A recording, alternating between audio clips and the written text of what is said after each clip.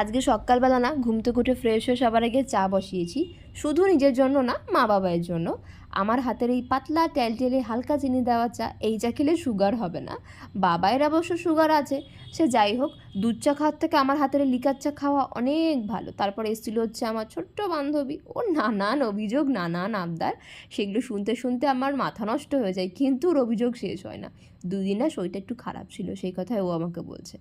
তো যাই হোক, তারপরে মা আমাকে বলেছিল যে যা কটা ফুল ভেঙে নিয়ে পুজো দেওয়ার জন্য। আমার ঠাকুমার এই যে বাগান, এইখানে ঢোকার একমাত্র আমারই পারমিশন আছে, তো কটা ফুল ভেঙে নিয়ে এসেছিলাম, তারপরে স্নান করে ঠাকুরকে ফুল দিয়ে নিয়েছিলাম।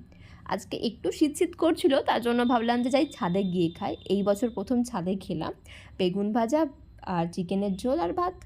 তো খাওয়া দাওয়া করে নিয়েছিলাম, তারপরে নিচে চলে এসেছিলাম।